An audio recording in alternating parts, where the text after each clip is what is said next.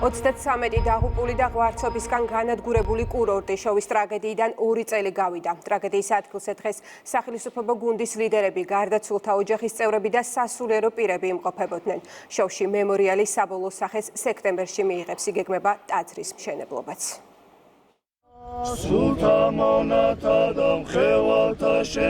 შოვის ტრაგედიიდან 2 წელი გავიდა.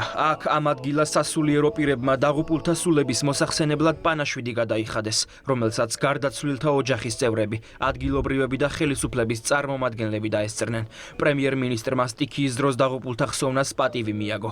ირაკლი კობახიძე პარლამენტის თავმჯდომარესთან და თბილისის მერთან ერთად ადგილობრივებს შეხვდა და მემორიალის მიმდინარე სამუშაო დაათვალიერა. 2 წლის შემდეგაც ყველას ძალიან ძაფრად გვახსენდება ეს უძიმესი ტრაგედია, რომელიც მთელ ქვეყანას დაგვედგა თავს, დაღუპული ადამიანები, დაღუპული ბავშვები.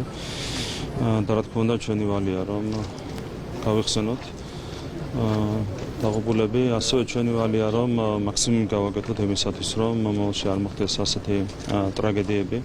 მანამდე არ არსებობდა ასეთი პრეცედენტი, რაც დაკავშირებული იყო მყინვარულ ღვარცობთან. და ასეთ კვლევა არ იყო ჩატარებული, ჩვენ დავიწყეთ კვლევების ჩატარება შვეიცარიულ კომპანიასთან ერთად, მთელი ქვეყნის მასშტაბით გამოვიკლებთ მყინვარებს, ეროზულ პროცესებს და ეს ყველაფერი მოგცემს, რა თქმა უნდა, შესაბამისი რისკების პრევენციის საშუალებას. მემორიალის დასრულება სექტემბრისთვის იგეგმება. შოვის ტერიტორიაზე აშენდება 13 ასურელი მამის სახელობის ტაძარი. გახსოვს ეს ტრაგედია, ჩვენი მეხაძე მაშველების გმირობა, ექიმები, სამხედროები, პოლიცია, იცით რომ სამაშველო ღონისძიებებს მაშინ ერთი პოლიციელი და თავდაცვის ძალების წარმომადგენელი შეეწირა. და ეს იყო წუთები, როდესაც ტრაგედიასთან ერთად გაურკვევლობაც ბევრი იყო და შესაბამისად რთული იყო მაშინ ოჯახების და საზოგადოების მდგომარეობაც. მთავრობამ მაშინ ყველაფერი გააკეთა იმისთვის, რომ ის პირობა, რაც მისცა პრემიერ-მინისტრმა ოჯახებს, რომლებიც ეძებდნენ თავის ოჯახის წევრებს, შესრულებულიყო. გამორჩეული და ხალხმრავალი ადგილიდან ახლა მხოლოდ რამდენიმე უფუნქციო შენობა და ბევრი მძიმე ისტორია შემორჩა. ადგილობრივებს და თვითმხილველებს 2 წლის შემდეგაც უჭირთ მომხდარის გახსენება. მტკივნეული და მოუშუშებელი იარა არის ეს ჩვენთვის, მთელი სოფლისთვის, რაიონისთვის და ალბათ მთელი საქართველოსთვის. ტაძარი აშენდება და რა ვიცი, სოფლისთვის ეს ძალიან დიდ რამეს ნიშნავს. ეს მემორიალი, რა თქმა უნდა, არის ამ გარდაცვლილების უკვდავსაყოფად და მარადიულობისთვის, რომ ყველას ახსოვდეს, რა მოხდა შოვის ტრაგედიის დროს.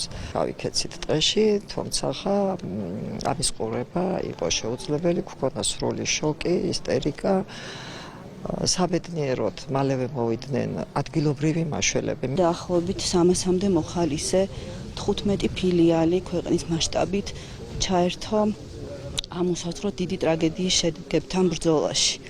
დღეს სწორედ მათი სახელით ვართ აქ, რომ პატივი მივაგოთ აი ჩვენ უკან მდგარი მოხალისეების ჯარის სახელით იმ ადამიანების სულს. 2023 წლის 3 აგვისტოს კურორტ შოვის ტერიტორიაზე ღვარცოფი ჩამოწვა, რასაც მსხვერპლი მოჰყვა. ტრაგედიას 33 ადამიანის სიცოცხლე ემსხვერპლა. სპეციალისტების დასკვნის მიხედვით, ბუბისწყლის ხეობაში ადგილი ჰქონდა სტიქიური, გეოლოგიური და ჰიდრომეტეოროლოგიური მოვლენების თანხვედრას, რამაც ექსტრემალური ხასიათის ღვარცოფული ნაკადის ფორმირება გამოიწვია.